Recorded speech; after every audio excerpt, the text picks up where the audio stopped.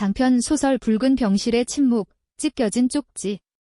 제1장, 100일의 침묵, 그리고 깨진 평온. 남편 진우를 떠나보낸 지 딱 100일이 되는 날이었다. 지우는 베란다 창틀에 쌓인 얇은 먼지를 손가락으로 훑었다.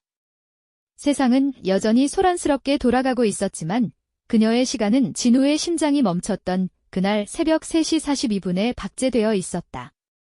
지우는 가장 먼저 휴대전화 번호를 바꿨다.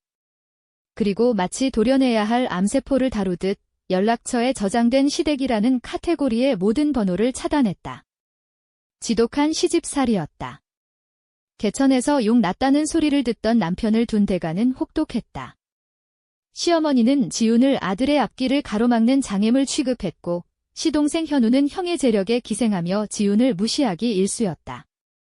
남편의 갑작스러운 심장마비는 그 지옥 같은 관계의 마침표인 줄 알았다. 하지만 평온하던 화요일 오후 낯선 번호로 걸려온 전화 한 통이 지훈의 일상을 다시 흔들었다. 이혜진 씨 보호자 되시나요? 성락요양병원입니다. 환자 상태가 급격히 악화되어 연락드렸습니다. 혜진. 지훈의 동서였다. 3년 전 비 오는 날의 의문의 교통사고로 식물인간 판정을 받고 죽음보다 깊은 잠에 빠진 여자. 지훈은 차갑게 식어가는 손끝을 말아 쥐었다. 첫 번째 보호자인 시어머니가 전화를 받지 않아 서류상 두 번째 보호자로 등록되어 있던 지훈에게까지 순번이 온 것이었다. 가고 싶지 않아. 이제 나랑은 상관없는 사람들이야. 지훈은 수없이 되뇌었지만 명절 때마다 부엌구석에서 서로의 고단함을 눈빛으로 나누던 혜진의 마른 얼굴이 자꾸만 눈앞을 가렸다. 시댁이라는 거대한 성벽 안에서 유일하게 지훈의 편이 되어주었던 사람. 결국 지훈은 홀린 듯 택시에 올랐다. 제2장 502호 버려진 자들의 방 병원 502호. 복도 끝자락에 위치한 그곳은 병실이라기보다 습기 찬 지하 창고에 가까웠다. 문을 열자마자 코끝을 찌르는 것은 소독약 냄새와 오래된 먼지, 그리고 누군가의 생명이 서서히 풍화되어가는 비릿한 냄새였다. 침대 곁에 놓인 면회 기록지는 석 달째 비어 있었다. 가족이라는 이름의 사람들이 이 여자를 이곳에 던져두고 얼마나 철저히 잊었는지 보여주는 증거였다. 꽃 한 송이 없는 삭막한 공기 속에서 기계적인 전자음만이 혜진이 아직 숨을 쉬고 있음을 증명하고 있었다. 지훈은 침대 곁으로 다가갔다. 한때 생기 넘치던 혜진의 얼굴은 온데간데 없었다. 뼈만 남은 앙상한 몸과 툭 붉어진 광대뼈, 그리고 굳게 감긴 두 눈만이 지훈을 맞이했다. 혜진아. 나야. 형님 왔어. 대답 없는 육체 앞에서 지훈은 허망함을 느꼈다. 지훈이 한숨을 내쉬며 가방을 챙겨 일어나려던 찰나였다. 햇빛 한 줌 들지 않는 침대 난간과 매트리스 사이 아주 작은 틈에 끼워진 종이 조각이 시야에 들어왔다. 누군가 일부러 숨겨놓은 듯한 부자연스러운 위치였다. 지훈은 본능적으로 주위를 살폈다. 복도에는 간호사의 발소리조차 들리지 않았다. 그녀는 떨리는 손으로 그 종이를 빼냈다. 아주 작게 접혀 꼬깃꼬깃해진 쪽지. 손톱으로 조심스럽게 종이를 펼친 지훈은 그 자리에서 비명을 지를 뻔했다. 형님, 저 좀 살려주세요. 도와주세요. 제발. 비뚤비뚤하지만 종이가 찢어질 듯 힘을 꾹꾹 눌러 쓴 절박한 비명이었다. 의학적으로 의식이 없어야 할 사람이, 아니 손가락 하나 까딱할 수 없다던 식물인간이 쓴 글자였다. 제3장, 깨어있는 유령의 눈물. 이 환자, 정말 의식이 돌아온 적이 단 한 번도 없나요? 지훈의 물음에 간호사는 귀찮은 듯 차트를 넘기며 고개를 저었다. 네, 전혀요. 뇌파 검사에서도 유의미한 반응이 없었습니다. 외부 자극에도 전혀 반응이 없고요. 회복 가능성은 제로에 가깝다고 보시면 돼요. 그런데 보호자분, 밀린 병원비는 언제쯤? 간호사가 나간 뒤 지훈은 다시 침대 곁으로 다가갔다. 심장이 입 밖으로 튀어나올 것 같았다.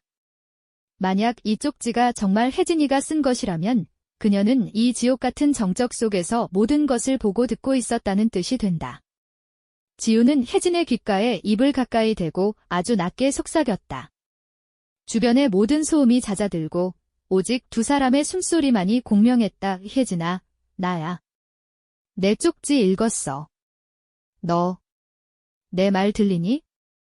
들리면 제발, 아주 조금이라도 좋으니까 신호를 줘. 그 순간, 기적보다 잔인하고 소름 돋는 일이 일어났다. 굳게 감겨있던 혜진의 속눈썹이 미세하게 떨리더니 메마른 뺨을 타고 굵은 눈물 한 줄기가 소리 없이 흘러내렸다. 그리고 이불 속에 숨겨져 있던 혜진의 가느다란 손가락이 지훈의 소매 끝자락을 아주 약하게, 하지만 놓치지 않겠다는 듯 간절하게 움켜쥐었다. 이 사람은 살아 있었다. 몇 년을 이 차가운 방에서 의식이 없는 척 죽은 듯이 버티며 무언가로부터 자신을 숨기고 있었던 것이다. 대체 무엇이 두려워서 그녀는 눈조차 뜨지 못한 채 유령으로 살기를 택했을까? 지우는 전율했다. 혜진의 눈물은 단순한 슬픔이 아니라 살려달라는 마지막 구조 신호였다. 제4장, 악마의 미소와 갈기갈기 찢긴 진실. 다음 날, 지우는 쪽지를 품에 넣고 3개월 만에 시댁을 찾아갔다. 대리석으로 치장된 거대한 저택은 여전히 화려했지만 지훈에게는 거대한 무덤처럼 느껴졌다. 시어머니는 거실 소파에 앉아 우아하게 차를 마시고 있었다.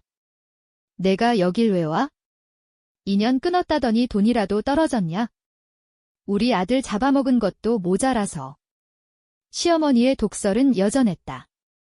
지우는 대답 대신 품 안에서 쪽지를 꺼내 내밀었다. 혜진이가 쓴 거예요. 어머님, 혜진이 깨어 있어요. 병원을 옮기고 제대로 된 치료를 다시 시작해야 해요. 저 사람이 지금 도움을 요청하고 있다고요. 쪽지를 본 시어머니의 반응은 충격적이었다. 보통의 어머니라면 기뻐하거나 놀라야 정상이었다. 하지만 그녀의 얼굴을 뒤덮은 것은 형언할 수 없는 분노와 깊은 공포였다. 시어머니는 자리를 박차고 일어나 지훈의 손에서 쪽지를 낚아채더니 미친 듯이 갈기갈기 찢어버렸다. 이게 어디서 장난질이야. 의사가 가망 없다는데 내가 뭘 안다고. 다시는 그의 이야기 꺼내지도 마라. 그녀는 우리 집안 망신시킨 년이야. 그냥 그대로 죽어서 나가야 해. 그게 우리 집안이 사는 길이다. 시어머니의 말은 단순한 비난이 아니었다. 그것은 혜진이 깨어나는 것을 필사적으로 막으려는 자의 악에 바친 외침이었다. 지우는 직감했다. 남편 진우의 갑작스러운 죽음과 혜진의 사고, 그리고 시어머니가 감추고 있는 거대한 비밀이 하나의 피비린내 나는 선으로 이어져 있다는 것을. 제5장, 밤의 침입자, 링거줄에 담긴 독. 지우는 포기하지 않았다. 그녀는 병원 근처에 숙소를 잡고 밤늦게 몰래 병실을 다시 찾았다. 간호사들의 교대 시간을 틈타 502호 병실 안쪽 세면대 커튼 뒤에 숨어 숨을 죽였다. 밤 11시, 정적을 깨고 복도에서 규칙적인 구두 소리가 들려왔다. 문이 열리고 들어온 사람은 시동생 현우였다. 그는 평소의 방탕한 모습은 온데간데 없이 지독하리만큼 차분한 표정으로 혜진의 침대 곁에 섰다.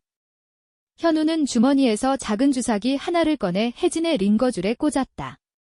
그리고 낮은 목소리로 누군가와 통화했다. 네, 어머니. 걱정 마세요. 제가 약물량 조절하고 있습니다. 이 정도면 뇌는 계속 잠들어 있을 겁니다. 깨어나지만 않으면 아무 문제 없어요. 형수였던 그 미친 여자가 오늘 병원에 나타났다니 당분간 보안에 더 신경 쓰겠습니다. 커튼 뒤에서 지우는 떨리는 손으로 그 모든 대화를 휴대폰에 녹음했다. 분노로 온몸에 피가 역류하는 것 같았다. 시동생은 통화를 마치더니 혜진의 귓가에 대고 잔인하게 속삭였다. 혜진아, 괜히 움직이지 마. 내가 깨어나는 순간 이번엔 사고로 안 끝나. 너도 알잖아. 우리 어머니가 어떤 분인지. 내가 가지고 있던 그 장부 어디 숨겼는지 말 안 하면 평생 이 상태로 썩게 해줄게. 현우가 나간 뒤 지우는 한참 동안 자리에서 움직일 수 없었다. 혜진은 이 괴물들 사이에서 홀로 싸우고 있었다. 의식이 돌아왔음에도 불구하고 눈을 뜨면 죽게 된다는 공포 때문에 수년간 식물인간을 연기해온 것이었다. 제6장, 드러나는 금지된 장부. 지우는 대학 동창이자 약사 출신인 지인과 형사 전문 변호사를 찾아갔다. 그녀는 녹음 파일과 함께 과거 혜진의 사고 기록을 다시 파헤치기 시작했다. 진실은 추악했다. 사고 전, 혜진은 시어머니와 시동생이 친척들과 지인들의 돈을 모아버렸던 수천억 원대 투자 사기 정황을 포착하고 있었다. 정의로웠던 혜진은 증거를 모아 고발하려 했고, 그녀가 확보한 장부와 녹취록이 세상에 공개될 처지에 놓이자 그들은 교통사고를 위장해 혜진을 제거하려 했던 것이다. 더욱 충격적인 사실은 남편 진우의 죽음이었다.